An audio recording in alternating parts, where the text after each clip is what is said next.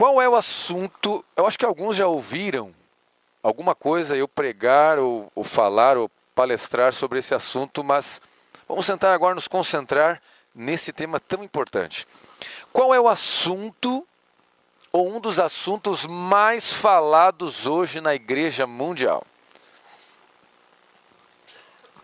Obrigado, Israel. Como? Muito bem, irmã. Reavivamento e reforma. Esse é um assunto que está sendo falado na igreja, como nunca foi falado antes. Eu lembro que eu nasci na igreja, eu sou a 4ª geração de adventistas na família. E desde que eu nasci na igreja, eu ouvia falar sobre os eventos finais, sobre o tempo do fim, enfim. Mas nunca ouvimos tanto falar de reavivamento e reforma como nos últimos, pelo menos nos últimos 4 anos. E por quê? Porque em 2010, o recém-eleito presidente da Associação Geral, o pastor Ted Wilson, juntamente com a mesa administrativa da Associação Geral, redigiram um documento especial endereçado para a Igreja Mundial. E eu não sei se você já leu esse documento, mas esse documento tem o título Um Apelo por Reavivamento e Reforma. E nesse documento, o pastor Ted Wilson, ele começa a escrever, é um escrito oficial, e ali esse documento diz assim, a Igreja Adventista é uma das igrejas que mais cresce hoje no mundo. Porém, o crescimento da Igreja Adventista do Sétimo Dia não está conseguindo acompanhar o crescimento populacional do planeta. Ou seja, enquanto nós levamos uma pessoa a Cristo, nascem milhares de pessoas por dia. E o disparate é muito grande, nós não estamos dando conta da pregação do Evangelho. E diz o documento que se continuarmos nesse ritmo, nós não veremos Jesus voltar em nossa geração. Porque você sabe, você é um estudante da Bíblia, você conhece a palavra de Deus, e você sabe que a profecia condicional para a volta de Jesus é ser o Evangelho pregado em todo o mundo para que venha o fim. E se o Evangelho não for pregado a todo mundo, não tem o fim. Mateus 24:14. Então, o caso é que se continuarmos nesse ritmo, nós não veremos Jesus voltar em nossa geração. E eu, quando li esse documento, eu estava trabalhando em Santa Catarina na época, eu confesso que eu fiquei assim, perturbado. Fiquei perturbado. E eu fiquei assim, pensativo durante alguns dias e orando por isso, porque desde criança eu aprendi que Jesus viria na minha geração. Eu fui ensinado assim.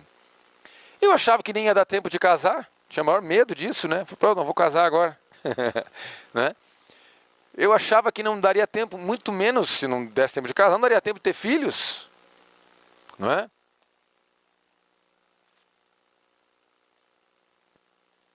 E essa era uma preocupação.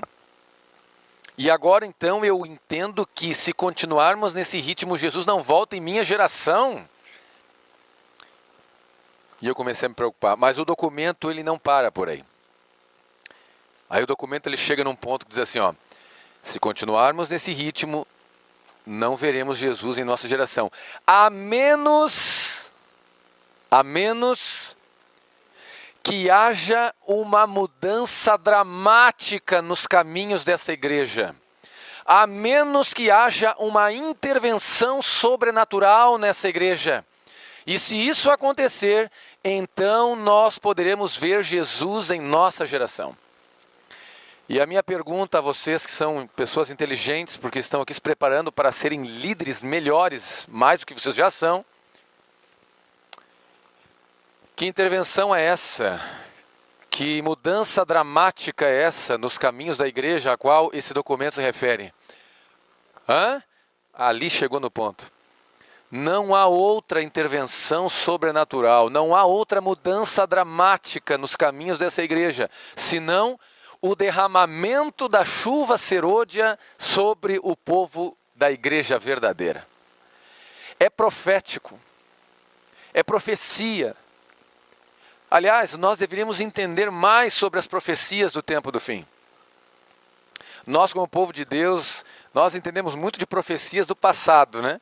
As profecias messiânicas, de Isaías, as profecias até das 2.300 tardes e manhãs, que chega a culminação, né, a terminação em 1844. As profecias do tempo muito futuro, como por exemplo o milênio, a gente faz estudos bíblicos, né? A gente ensina. Mas as profecias referentes aos eventos finais, parece que o nosso povo não sabe.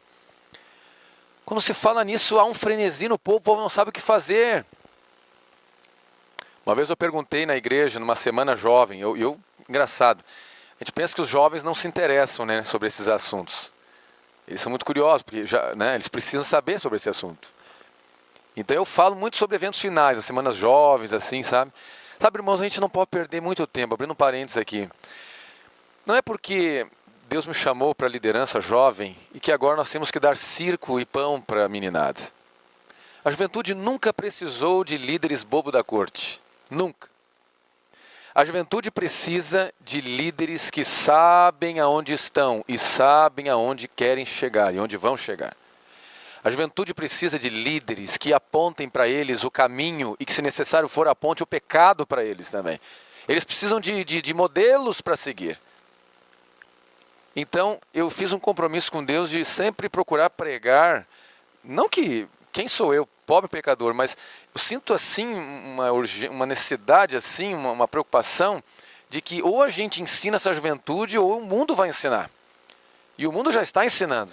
Então, pregando sobre eventos finais um dia, numa semana de oração, coisa pesada mesmo, assunto forte.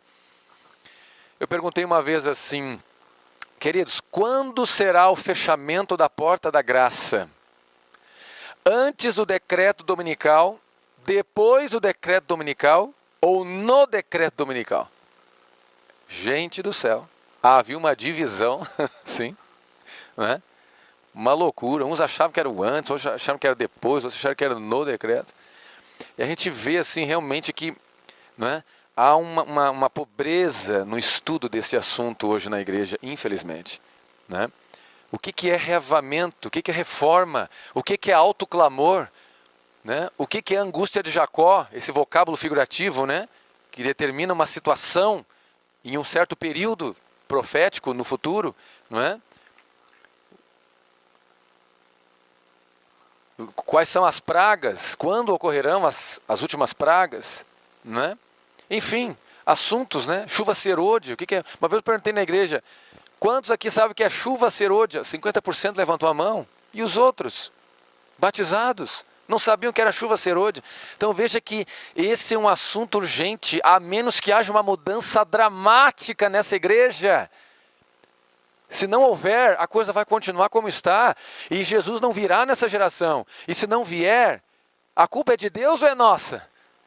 É Deus que está segurando as bênçãos. Ah, não, agora só porque vocês não estão aí, agora eu vou ficar aqui, vocês vão sofrer mais um pouco. É Deus que pensa assim? Claro que não. Ellen White diz que a obra está com anos de atraso. Anos de atraso. Não é pela parte de Deus o atraso, mas o atraso é nosso. É o povo que dorme ainda. Então, eu quero perguntar a vocês, o que é então reavamento e reforma? E antes, ler aqui essa parte aqui, ó. Leiam comigo aqui, ó. A chuva serôdia, o derramamento sobrenatural do Espírito Santo em sua plenitude, como resultado de verdadeiros reavivamento e reforma, assim ocorrerá. Ou seja, a chuva serôdia, biblicamente falando, e através do Espírito Profecia, você pode conferir isso no livro Grande Conflito, no livro Eventos Finais. Ali a senhora White diz que a chuva serôdia, ou seja, o derramamento sobrenatural do Espírito Santo, que foi prometido para o tempo do fim, são dois derramamentos sobrenaturais. Um foi a chuva temporã, você sabe por que chuva, né? Tem a ver com as chuvas do Oriente, lá na região de Israel, que só existem 2 chuvas por ano. Uma chuva é a temporã, que dá em meados de outubro. A outra chuva, a segunda chuva, é a serôdia, que dá ali cerca de abril, entre abril e maio. A primeira chuva tem a ver com a germinação do grão. A segunda chuva tem a ver com o amadurecimento do grão para a colheita. Uma tem a ver com o plantio, a outra tem a ver com a colheita. E as duas são importantes para que haja vida. Se não houver a primeira chuva, não há vida. Se não houver a segunda chuva, não há vida. Para que haja vida e colheita, tem que ser, e é necessária, as 2 chuvas. São necessárias as 2 chuvas. A primeira chuva, a chuva é símbolo de bênção numa região tão seca e árida como no Oriente Médio. Hoje a gente vê a necessidade de chuva, né, num calor como esse, né? E lá é extremo, porque são 2 chuvas por ano. Então, chuva no Oriente Médio, uma terra seca e árida, é sinônimo de bênçãos. E o Espírito Santo na Bíblia é mencionado por Jesus como a maior bênção a ser aspirada, a ser desejada pelo ser humano. Então o Espírito Santo será derramado 2 vezes. Uma já ocorreu, a primeira que foi na chuva temporã, Atos capítulo 2. E você vê o resultado tremendo, estava lendo aqui na Bíblia hoje de manhã. O resultado tremendo que foi a chuva temporã, ao ponto de Pedro estar passando e a sombra desse homem ir curando as pessoas. Isso é uma coisa fantástica. João e Pedro na porta formosa diziam, levanta-te e anda, e aquele homem começar a andar, aquele coxo. Paulo pregava e as pessoas mandavam objetos dos doentes e ele curava as pessoas através disso. Paulo chegou a ressuscitar um menino que ele estava pregando e o menino caiu, despencou, quebrou a cabeça, o pescoço, morreu e ele ressuscitou, sabe? Filipe chegou a ser teletransportado pelo Espírito Santo, milagres. Um sermão de Pedro e cerca de 3.000 foram batizados, um sermão. Ele nem apelo fez. Né? Exatamente. Então, o que eu digo a você? O Espírito Santo fez uma obra tremenda. Mas a senhora White diz que a chuva serôdia será mais copiosa, será mais abundante do que foi a temporã. Em 2 anos, diz o livro de Atos, em 2 anos, o Evangelho foi pregado em toda a alma debaixo do céu, em todo o continente da Ásia. Isso é poder. Isso é poder. E esse poder está prometido a nós. Mas o que é reavivamento e o que é reforma? Vamos ler aqui o que a senhora White diz. Precisa haver um reavivamento e uma reforma sob a ministração do Espírito Santo. Reavivamento e reforma são 2 coisas diversas. Algumas pessoas acham que são a mesma coisa, não, ou que são coisas parecidas. Não, são coisas diferentes, mas as 2 devem o quê? Andar juntas. Reavivamento significa renovação da vida espiritual, um avivamento das faculdades da mente e do coração, uma ressurreição da morte espiritual, já diz o nome.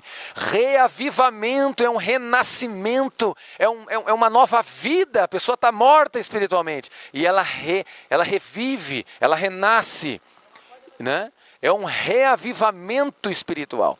A pessoa nasce de novo, renasce, ela tem vida. Isso é reavivamento.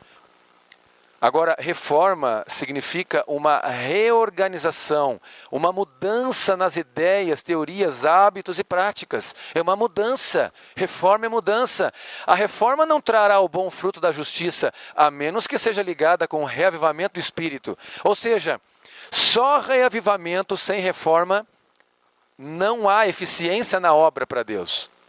E só a reforma sem o reavivamento, não há eficiência na obra para Deus. Ou seja, só reavivamento sem reforma, sabe o que acontece? Só reavivamento sem reforma. Fogo de palha. Já viram essas pessoas que vivem se rebatizando? Batiza, rebatiza, e cai de novo, e rebatiza, e cai, e rebatiza, vai, e cai pecado. Por que elas continuam nesse ciclo? Não é? E não param de se rebatizar nunca. Não que seja errado se rebatizar. Que bom que ela está vindo para Cristo. Mas ela parece que não permanece. Porque ela experimenta um certo reavivamento na vida dela. Mas não houve a reforma que é necessária, que é a mudança. Reavivamento é fogo de palha. Reavivamento é fogo de palha. Sabia que até o diabo tem poder para fazer reavivamento? O diabo também faz reavivamento. Experimenta você estar no evangelismo lá na sua igreja, o povo está lá trabalhando, daqui a pouco uma mulher fica endemoniada no meio da programação lá, e começa a falar grosso igual homem a voar na programação. E você acha que não acontece? Isso acontece, já aconteceu muitas vezes. Eu já, infelizmente, tive casos assim que eu tive que presenciar de pessoas possessas pelo inimigo. Como Jesus presenciou tantas vezes nos colégios, enfim. Agora, é verdade. Como dá? E daí o que acontece? Aí você está ali, aquele povo morno, aquele povo xoxo, aí o demônio começa a falar. Começa, né? A dizer, vocês, que é mentira que vocês estão falando, começa a falar grosso. O que acontece com a igreja? Irmãos, vamos orar, o demônio está atacando a igreja. E aí o povo começa a orar, e aquela coisa, aquelas orações, aquele medo. E aí começa a orar, e a primeira semana passa, aí vem a segunda, já dá uma esquecidinha, a terceira já esquece mais, passou 3 semanas, já acabou, volta tudo igual ou pior. Porque não é um verdadeiro reavivamento. Não é motivado pelo Espírito Santo, não é acompanhado de reforma, entendeu? Então, só reavivamento não adianta. Agora reforma, só reforma. Adianta então só reforma? Por que não? Porque reforma só pela reforma gera fanatismo, extremismo. Eu fui criado numa igreja muito abençoada na área do ministério jovem. Mas nessa igreja também havia uma turma que hoje praticamente todos estão fora da igreja. Essa turma, o pessoal conhecia eles como a turma do farelo. Turma da farofa. Farelo. Por quê? Porque eles pregavam que a justificação pela soja, né? Então era farelo de soja, era farelo de trigo, era farelo de ramo de aipim, era farelo de não sei o quê. Uma vez um lá tomou tanto farelo de rama de aipim, de folha de aipim, de mandioca, farelo de folha de mandioca, ficou todo intoxicado, empipocado, dizendo, né? Porque eram os excessos, né? Aquela questão, a mensagem de saúde deturpada, não é? Fanatizada, como eles encaravam. Eu sou um que levanta bem alto a bandeira da reforma de saúde. Mas eu acho talvez que a reforma de saúde hoje não é tão popular como poderia ser, graças a esses fanáticos que pregavam acusando as pessoas, apontando até pecados em público, e isso as pessoas ficavam com medo e achavam então que reforma de saúde era sinônimo de fanatismo, e por isso nunca se preocuparam com a sua reforma de saúde. Quando na verdade a reforma de saúde é uma mensagem de amor de Deus, uma mensagem assim de bondade de Deus.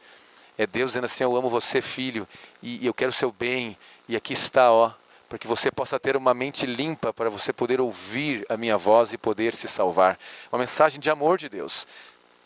É o braço da terceira mensagem angélica. É uma mensagem assim maravilhosa.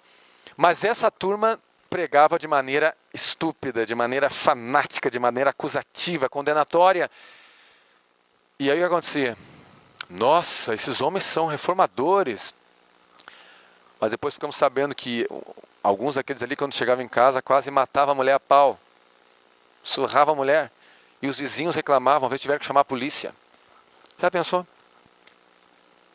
Entendeu? Então assim, reforma sem reavamento é fanatismo. E observa uma pessoa fanática. Observa uma pessoa fanática. Não que você tenha agora que ser um detetive, mas para você ter um olhar clínico e crítico.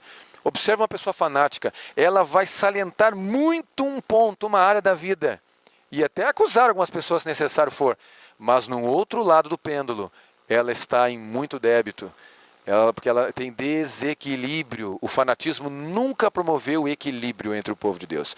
Por isso que reavivamento deve estar junto com reforma. E a reforma, ela deve ser promovida, acompanhada de um reavivamento do Espírito Santo. Os dois devem andar juntos, entende? E aí sim essa obra tem poder e eficácia. Por que nós precisamos buscar reavivamento? Vamos ser... Como é que é? Preto no branco, né? Vamos. Por que nossa igreja precisa de reavivamento, irmãos? É isso aí, irmã. Porque nossa igreja, irmã, está o quê? Ou vocês acham que a nossa igreja está prontinha para o céu? É só vir a perseguição, tá beleza, está todo mundo tranquilo, não precisa nem sacudir tudo. Senhor, adia esse negócio de sacudir, cancela, sacudir tudo, deleta, porque a igreja está toda salva, tá beleza. É isso? Não, a nossa igreja está vivendo a experiência de Laodiceia. Infelizmente, claro que não estou dizendo que toda a igreja, Mas eu estou dizendo que profeticamente a igreja é conhecida como Laodiceia, mas Jesus dá esperança para essa igreja de Laodiceia. A mesma igreja laodiceana é aquela igreja que atenderá os sinceros, o apelo de Jesus, né? Eis que estou à porta e bato, se alguém ouvir a minha voz e abrir a porta, entrarei em sua casa. E aí eles vão ouvir e vão ser cheios do Espírito porque atenderão a voz de Jesus. Agora, exatamente.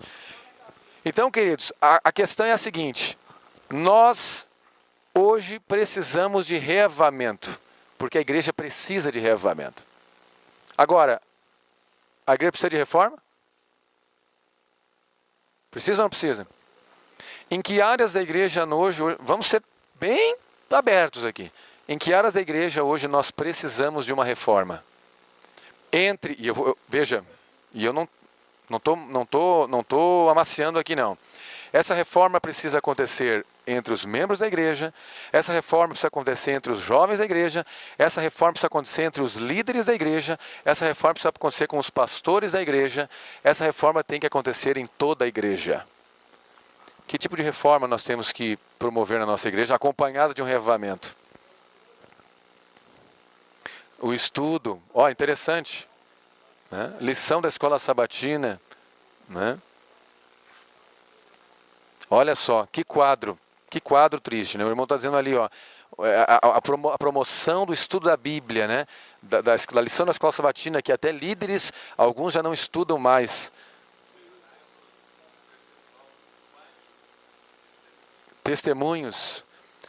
Se a igreja não está tendo testemunhos, ou pelo menos não está relatando testemunhos, é porque talvez não está experimentando, né, diretamente a presença, o poder do Espírito Santo, sendo que está disponível a todos, mas não está, não é, recebendo e vivendo. É um ponto. Quem mais? Culto familiar. Olha que ponto. Que ponto. Você está percebendo como nós estamos deixando os princípios? Por exemplo, o mandamento diz, lembra-te do dia de sábado. Nós estamos esquecendo desse mandamento, que diz que devemos lembrar. Quando estamos voltando para casa, nos horários ainda de pôr do sol do nosso trabalho, e não nos organizamos devidamente para o culto de pôr do sol, para o sábado, né? Quando na verdade estamos sábado, ao invés de concentrados nas coisas de Deus, a mulherada está na cozinha fazendo a comida para o sábado, porque não teve tempo de preparar durante a semana, então está cozinhando no sábado de manhã. Não é? Quando na verdade nós estamos gastando tempo, talvez dormindo o sábado todo, quando deveríamos também estar envolvidos nas coisas que Jesus fazia, praticava, que era fazendo o bem. Quando na verdade estamos no sábado, quem sabe ali fugindo da regra, ligando uma televisãozinha ou indo lá comprar alguma coisinha. Veja, o sábado tem sido esquecido e o culto de pôr do sol, alguns não fazem, outros fazem. Alguns fazem no pôr do sol de sábado, quando na verdade deveríamos fazer todos os dias. E a Sra. White nos aconselha a fazer pelo menos 2 vezes por dia, o culto da manhã e o culto da noite. E no culto de sexta-feira para o sábado, aquele culto especial, aquele culto mais trabalhado, recebendo o Senhor do sábado no dia de sábado, sabe? É assim, essa reforma e esse reavivamento acompanhado dessa reforma, precisa ou não precisa na igreja hoje? Claro que precisa. Como que nós vamos sofrer por obedecer os mandamentos de Deus, especialmente o 4º mandamento, pela perseguição que nos sobrevirá, se nem guardando o 4º mandamento estamos direito, e nem buscando ao Senhor no lar? A Sra. White, ela diz, no livro Lar Adventista, que quando a família se reúne para o culto familiar, e o sacerdote do lar, o pai de família, busca e ora e clama a presença de Cristo no lar, ela diz que essa oração é anotada no céu e o Senhor Jesus atende a oração e vem. Mas quando o culto familiar não é feito no lar, sem mesmo pedir, é Satanás que se introduz no lar, causando a separação, a destruição, as discórdias, totalmente obra do inimigo no lar, mesmo sem ser chamado. Então veja como é importante essa reforma na vida das famílias. A irmã...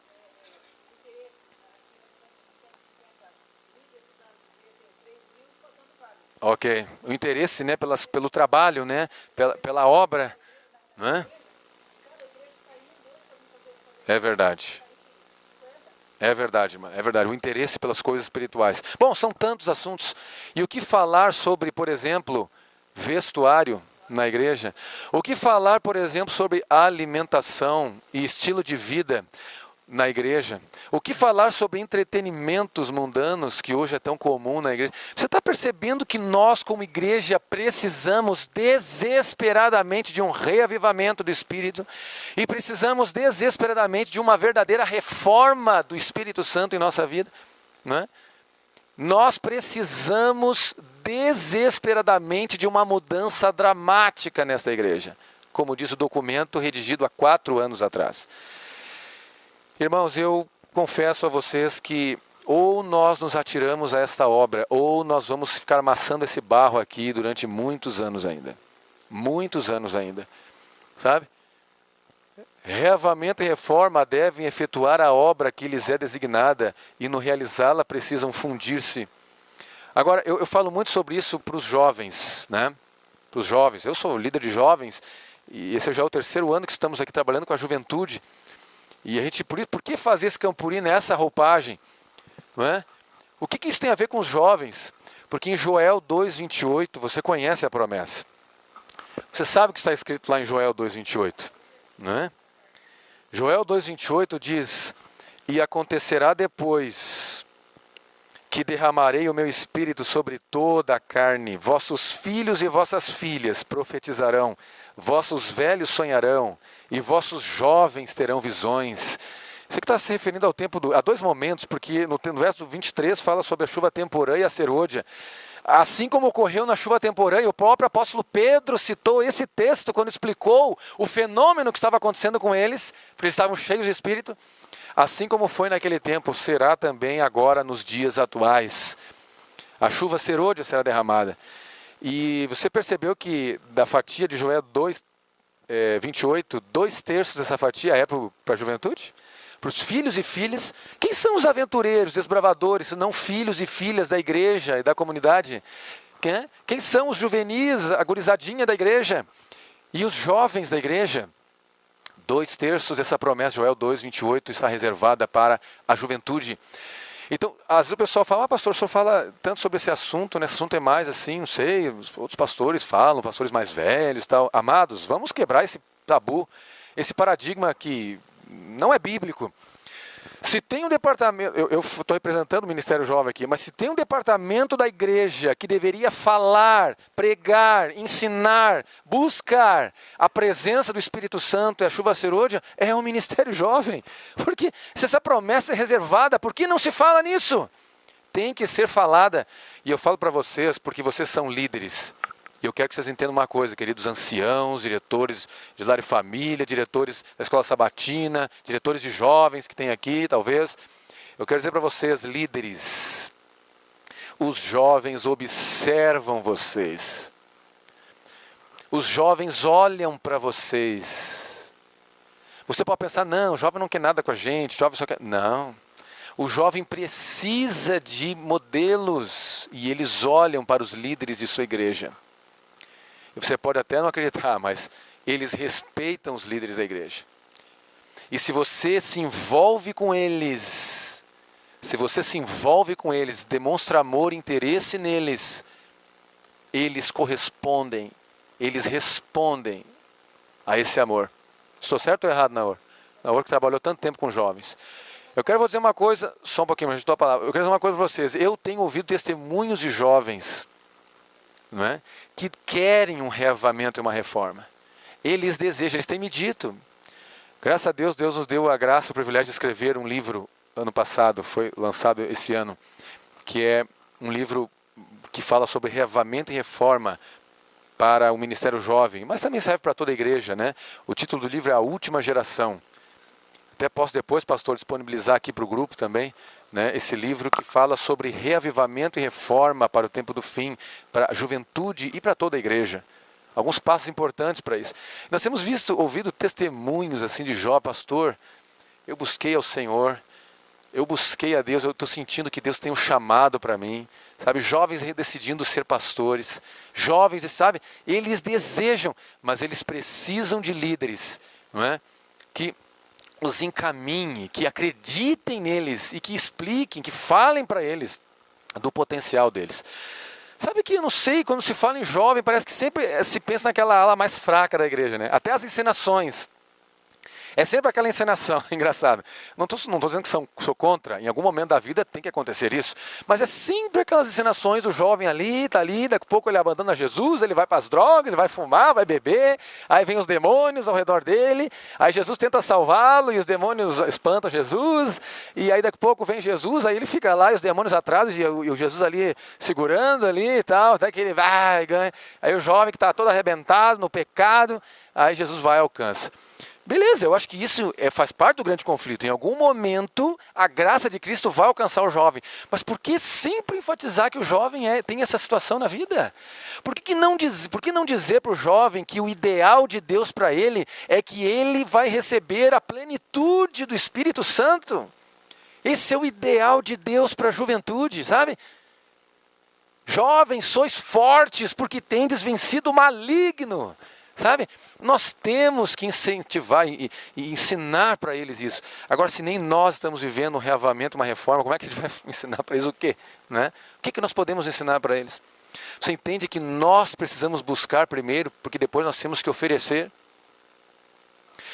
Sobre nossos ombros, a juventude vai se ancorar, se amparar. Nós temos um compromisso de deixar um legado para essa nova geração que surge, que vai concluir. Agora, se nem nós estamos buscando, como podemos esperar que os jovens busquem? Nós temos que fazer a nossa parte, buscar verdadeiros reavivamentos. Acho que o irmão lá primeiro, depois o irmão aqui. Para quem não sabe, Geração 48 é uma espécie de um clube de jovens, né, um grupo de jovens que se reúnem semanalmente para fazer estudos e para fazer atividades sociais e missionárias também. É como se fosse um clube de desbravadores, mas para jovens, né, um clube de jovens.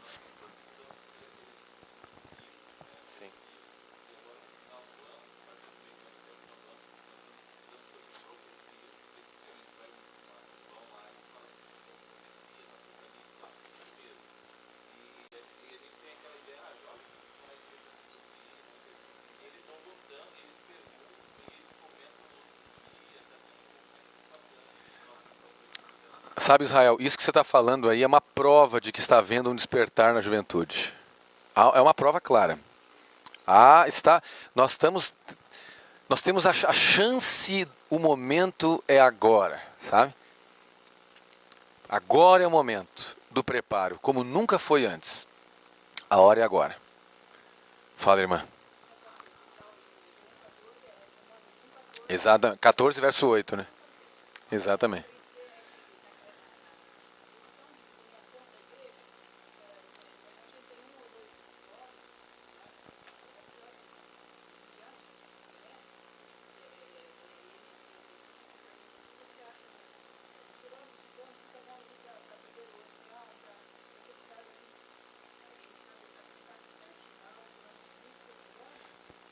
Eles sabem avaliar, né? Eles sabem. Então,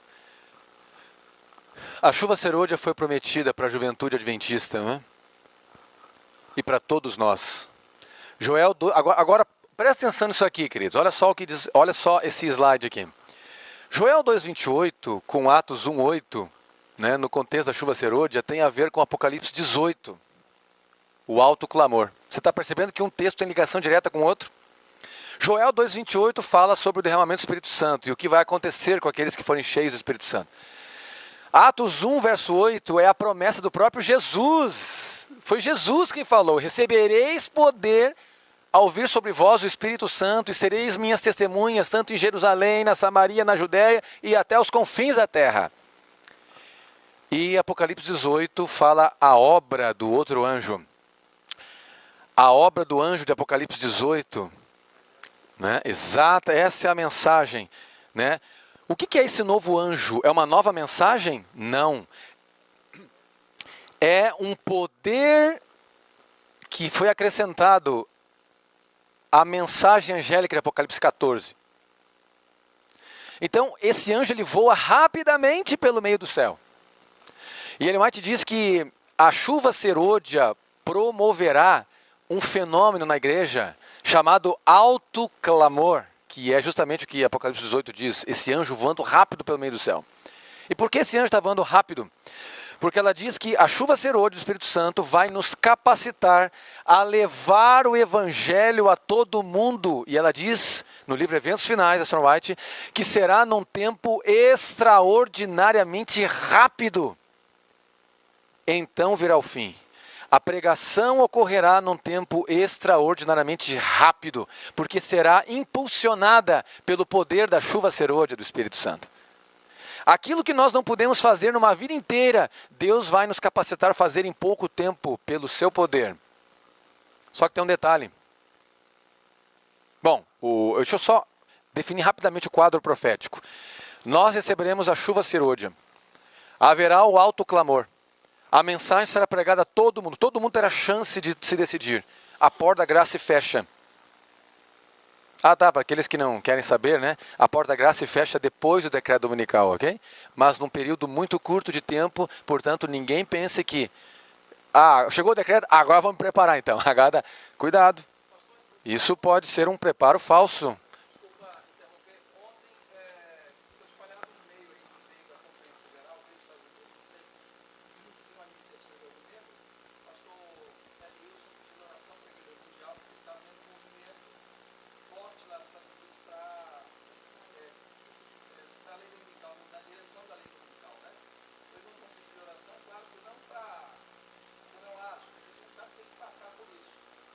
Para que a igreja esteja preparada, porque eles estão percebendo lá que a coisa está bem adiantada. Ok? Então, olha só o que diz aqui. Nós sabemos que Jesus não volta a essa terra se o evangelho não for pregado, certo? Agora, o evangelho não será pregado sem o alto clamor, certo? Você concorda com a profecia? Agora, o alto clamor não ocorre sem a chuva serôdia, certo? E a chuva serôdia não cai sem reavivamento e reforma. Agora, queridos, eu quero te fazer uma pergunta eu sei que... Bom, a Sr. White também disse que aqueles que quisessem viver piamente perante Deus no tempo do fim seriam considerados fanáticos. Sem ser. Queridos... Se para termos reavivamento e reforma, se para termos a plenitude do Espírito Santo, a chuva serôdia, nós temos que ter primeiro a chuva temporã, que é o negar o eu, que é ter uma mudança de vida, que é reavivamento e reforma. Você acha que nós não deveríamos nos preocupar com aquilo que nós estamos assistindo na TV toda vez que nós ligamos a televisão? Você acha que nós não deveríamos nos preocupar com aquilo que nós estamos colocando no carrinho do mercado, do supermercado?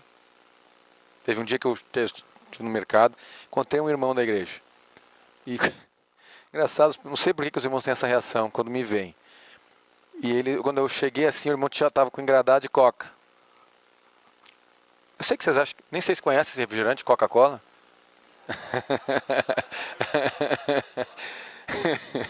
Quem vive no planeta Terra conhece refrigerante, né?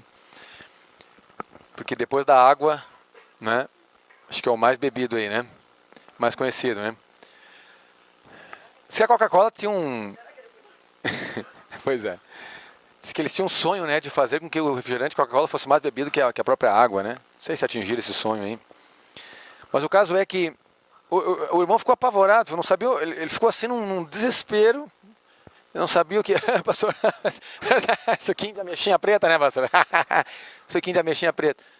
Aí o pessoal faz brincadeirinha para poder fugir da luta ali, né?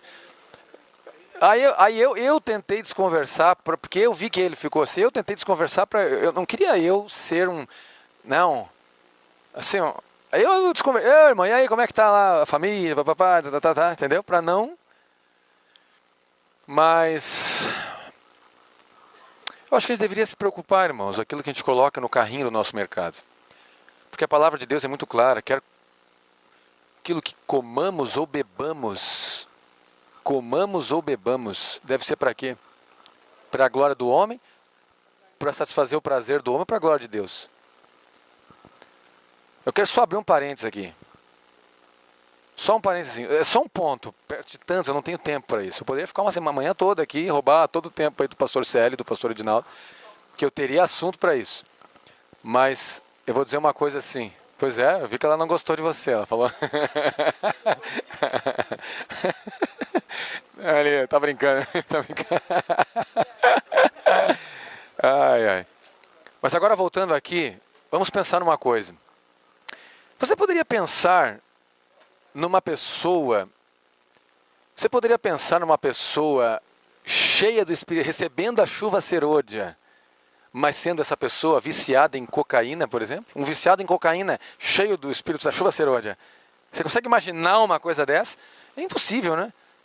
Porque a pessoa precisa abandonar, né, as drogas, os pecados, porque no céu não terá isso e tal. Hã? É.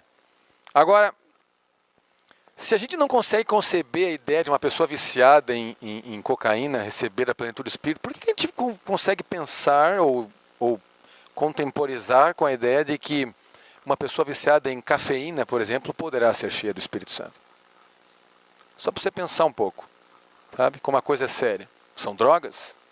A cafeína, a nicotina, a cocaína, a heroína, são drogas, irmãos. Então nós temos que tomar uma postura, sabe?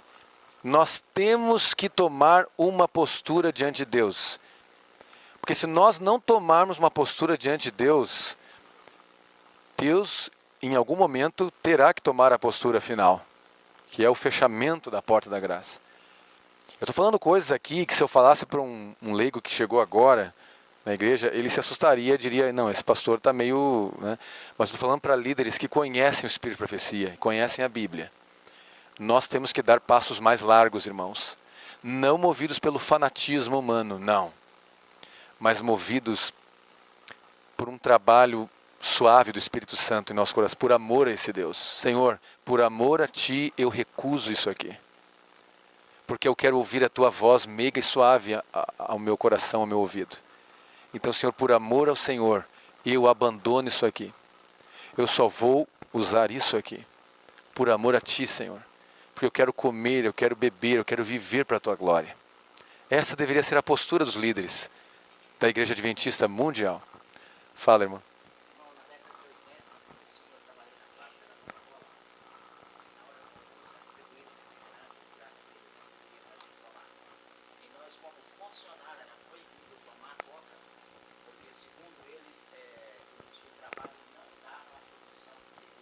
Já pensou?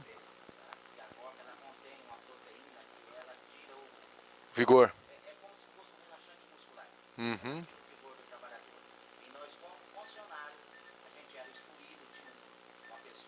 Não vai explodir aqui não, né? Uma bomba aqui.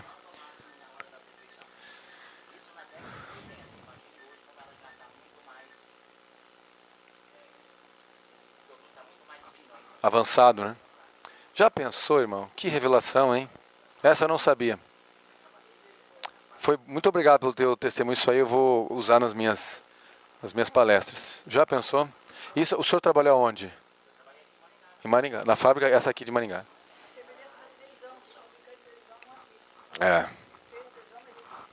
É verdade. Agora, para terminar, queridos, vamos tentar nos concentrar agora aqui e terminar essa parte. Se a chuva serôdia foi prometida para o tempo do fim, e nós estamos no tempo do fim, certo? Então, por que a chuva serôdia ainda não foi derramada? Por que a chuva serôdia ainda não foi derramada sobre o povo de Deus? Nós não cremos que somos o povo de Deus? Então por que a chuva serôdia ainda... Se a chuva serôdia foi prometida para o tempo do fim, e eu acho que ninguém tem dúvida que nós estamos no tempo do fim, por que não foi derramada ainda?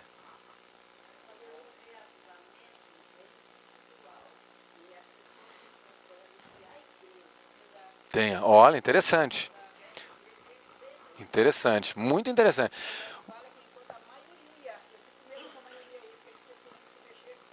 Então, o que as irmãs estão falando, vocês estão no rumo, vocês não estão longe do reino. Vocês estão chegando perto. Tem a ver, tem tudo a ver, está no caminho. Familiar. É a igreja. A igreja é composta de famílias, né? Agora, tudo está certo, Mas existe uma resposta mais específica, bem direta mesmo. Por que que a chuva serôdia não foi derramada? Querem saber? Nós estamos preparados? Não se conscientizou? Indiferença?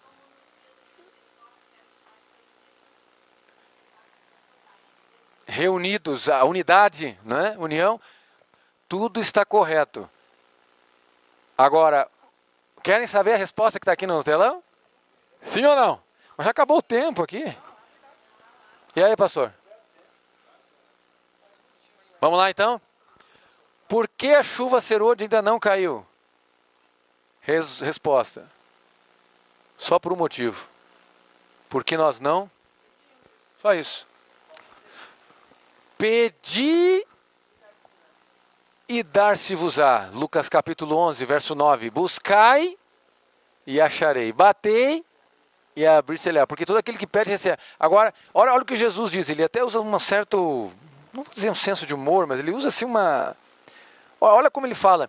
Ora, se vós que sois maus, sabeis dar coisas boas aos vossos filhos, quanto mais o Pai do céu, né, vos dará o Espírito Santo àqueles que lhe o pedirem. Amém? Quando Jesus fala essa frase, ele dá essa sentença, ele declara a maior aspiração que um servo de Deus deve ter. O maior pedido que um ser humano mortal precisa pedir a Deus. Não é bens, não é carros, não é faculdade, não é casa própria, nada disso. O maior pedido que um ser humano tem ou deveria ter para fazer ao Senhor é a plenitude do Espírito Santo em nós. É esse o pedido. Temos clamado. Deixa eu fazer uma pergunta para vocês. Sabe por que o Espírito Santo não foi derramado ainda na sua plenitude? Não responda. Responda para você.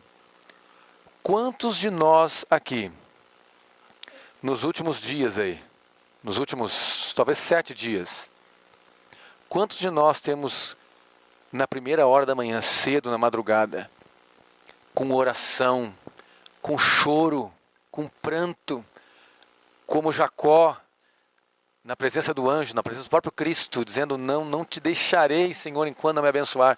Quantos de nós temos clamado e chorado pelo derramamento da chuva serôdia no Espírito Santo? Quantos de nós temos pedido todos os dias, cedo da manhã, nas primeiras horas, Senhor, derrama sobre o teu servo a chuva serôdia, no tempo das chuvas serôdias, e batiza-me com o teu Espírito Santo no dia de hoje? Quantos de nós temos clamado pela chuva serôdia? Todos os dias, na primeira hora de cada dia, com choro e pranto. Você está entendendo por que que o Espírito Santo ainda não foi derramado?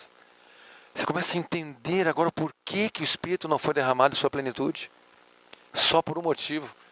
Porque nós não pedimos. Pedi, Jesus diz, peça e eu darei. Mas porque você não pede, você não recebe. É por isso que nós estamos em débito com o céu.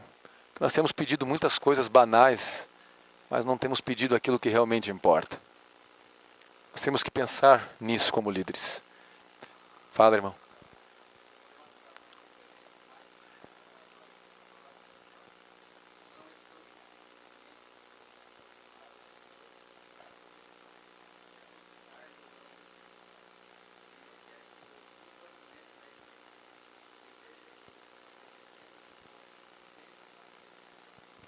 Importunar, olha, insistir, que coisa.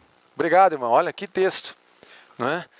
Importunar sabe aquele filho que fica toda hora, criança pequena no mercado, os mercados têm uma estratégia de botar tudo que é infantil embaixo, né? Daí a gurizadinha vê e fica ali, né? No pé do pai. Então é isso aí. Já lemos esse texto, já citamos.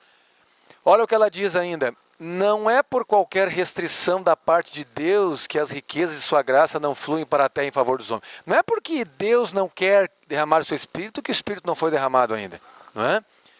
Se o cumprimento da promessa não é visto como poderia ser, é porque a promessa não é apreciada como deveria ser.